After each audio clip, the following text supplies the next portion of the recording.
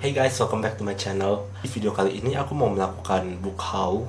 Aku beri nama Surabaya Book Haul karena ini adalah buku-buku yang aku beli selama liburan di Surabaya waktu lebaran yang kemarin, waktu libur lebaran yang kemarin.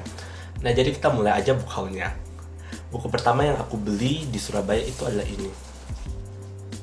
See You in the Cosmos karya Jack Cheng. Kebetulan aku udah pernah lihat buku ini di Goodreads sebelumnya dan aku tertarik sama premisnya dan juga sama covernya. I mean, come on, covernya bagus banget. Jadi ceritanya ini tentang seorang anak laki-laki ya, namanya Alex, dan dia bercita-cita untuk mengirimkan iPod-nya ke luar angkasa. Dan di dalam iPod itu berisi kayak suara-suara dari bumi yang ingin dia perdengarkan kepada makhluk luar angkasa. Jadi itu sama seperti salah satu proyek NASA ya, kalau aku nggak salah, atau proyek apa gitu, yang mengirimkan suara-suara dari bumi ke luar angkasa. Nah, selain berkunjung ke toko-toko buku itu, aku juga sempat pergi ke Jalan Semarang. Jadi buat yang pernah tinggal di Surabaya mungkin tahu ya, Jalan Semarang ini tempatnya penjual buku-buku bekas berada. Jadi kalau misalkan kamu cari buku-buku pelajaran atau buku-buku non-fiksi begitulah, itu banyak di Jalan Semarang. Nah, di Jalan Semarang ini juga ada banyak buku fiksinya. Jadi sejak dulu aku kuliah di Surabaya, aku emang sering ke tempat ini untuk cari-cari buku. Dan buku-bukunya di sana biasa banyak yang bagus sih. Cuman ya karena tempatnya itu kayak lapak-lapak di pasar gitu ya, jadi kamu harus rajin-rajin memilih. Dan mungkin juga hati-hati karena banyak buku bajakan di sana. Jadi kamu harus perhatiin covernya, apakah warna covernya itu sama seperti buku terbitan resmi yang biasanya ada di toko buku. Dan juga mungkin perhatikan halaman di sampingnya. Biasanya kalau untuk buku bajakan itu mereka pakai kertas yang warnanya kayak kertas koran agak abu-abu gitu.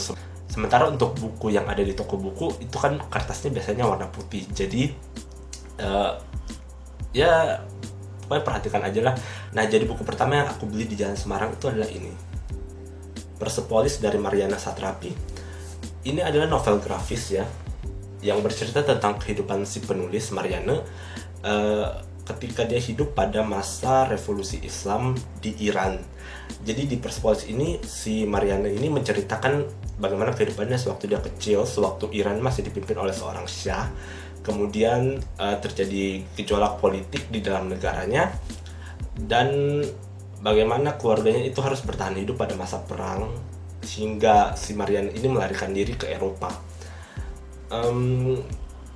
Bukunya ini terbitan Gramedia udah lama, dan aku baru tahu kalau ternyata Persepolis ini udah pernah diterjemahin ke bahasa Indonesia, karena aku sempat lihat bukunya beberapa kali di Goodreads dan juga tertarik emang untuk baca. Jadi nggak nyangka aja kalau bisa ketemu di sana.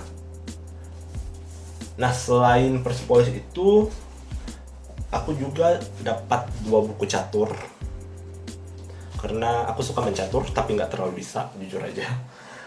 Dan juga bukunya Amitan, The Bone Setter's Daughter. Ini buku ketiganya Amitan yang bakal aku baca. Buku-bukunya si Amitan ini selalu bercerita tentang kehidupan ibu dan anak gadis ibu dan anak gadis imigran yang hidup di Amerika, dan biasanya si ibu itu berasal dari Tiongkok, kurang lebih begitulah. Dan kalau membaca blurb belakangnya, kelihatannya si penulis masih berpegang pada pakem di 2 buku sebelumnya yang aku baca.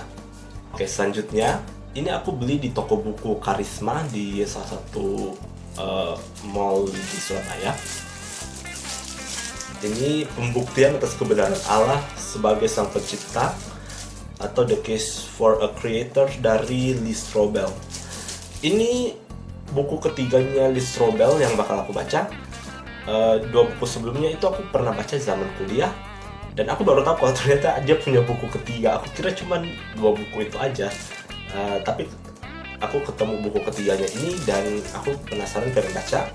Jadi si Lee Strobel ini dia kayak seorang jurnalis ya, dan di 2 buku sebelumnya dia menelusuri tentang agama dengan cara mewawancarai orang-orang yang menurut dia pakar di bidangnya dan bisa memberikan penjelasan lebih tentang topik-topik yang ingin Lee Strobel telusuri.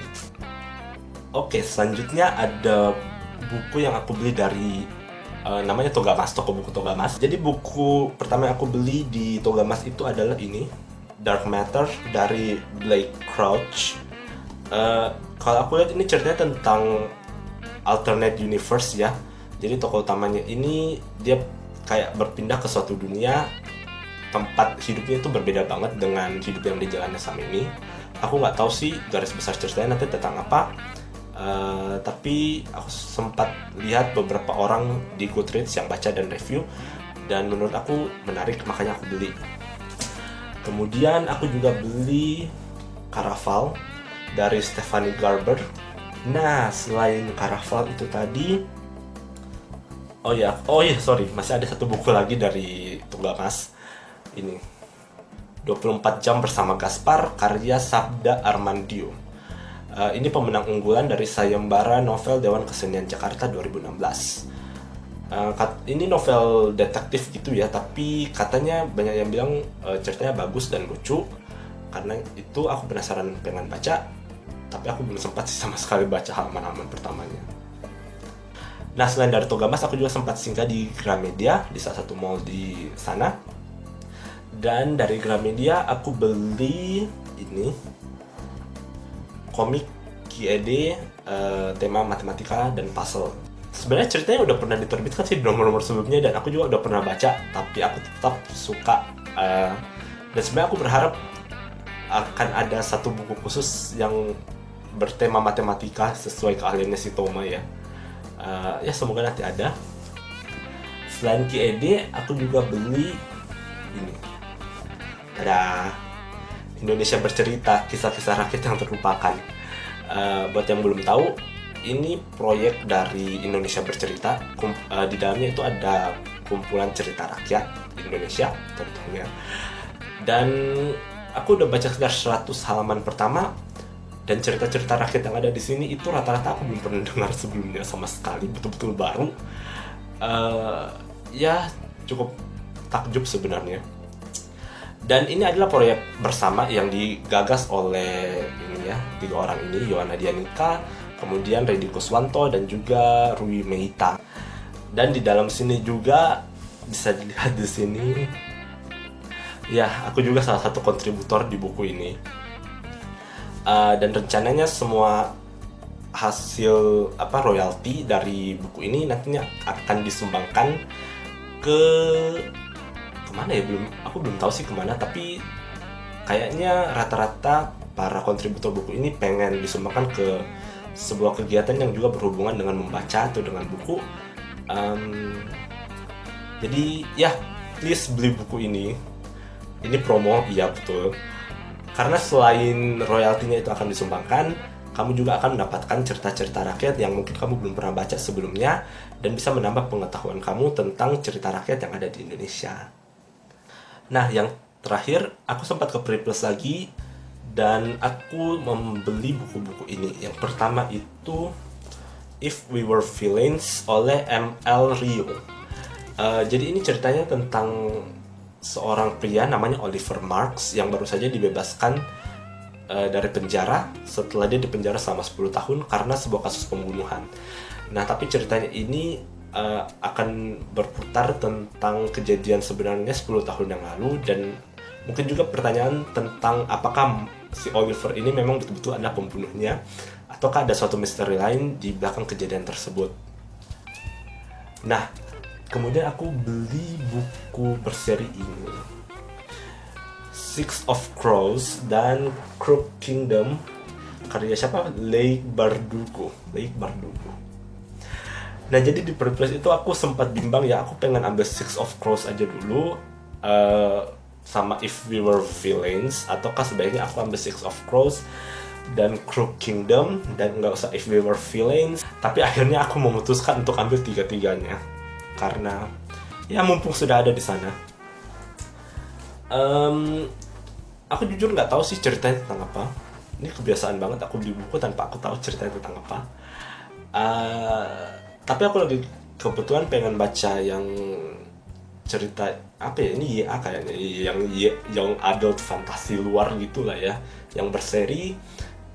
Kebetulan banyak yang bilang ini bagus, dan di Goodreads dua-duanya ratingnya di atas 4 komaan. Walau jujur aku biasanya kurang begitu cocok dengan buku-buku YA yang ratingnya di atas 4 komaan di Goodreads. Tapi mari kita coba Six of Crows dan juga Crow Kingdom. Oke, jadi itu semua buku yang aku beli sama di Surabaya. Totalnya itu ada 1, 2, 3, 4, 5, 6, 7, 8, 9, 10, 11, 12, 13, 14. Nah, jadi itu semua buku yang aku beli di Surabaya. Totalnya ada 14 buku. Lumayan banyak. Dan ternyata cukup merepotkan untuk membawa buku-buku ini pulang. Akhirnya koper dan tasku itu penuh karena buku-buku ini. Tapi setidaknya aku senang karena sudah dapat buku-buku yang aku emang kepengen baca semuanya, yang aku tertarik, dengan harga yang ya secara teknis lebih murah sih daripada kalau aku beli dari tempatku sekarang. Nah, jadi itu dia book haulku kali ini. Dan kalau kamu beli buku juga di liburan yang lalu, mungkin kamu bisa tinggalkan di kolom komentar buku apa yang kamu beli, dan kalau misalkan kamu sudah baca, kira-kira bagaimana pendapatmu tentang buku yang kamu beli itu. Sampai di sini dulu videonya. Terima kasih banyak sudah menonton. Sampai jumpa di video yang selanjutnya. Dadah.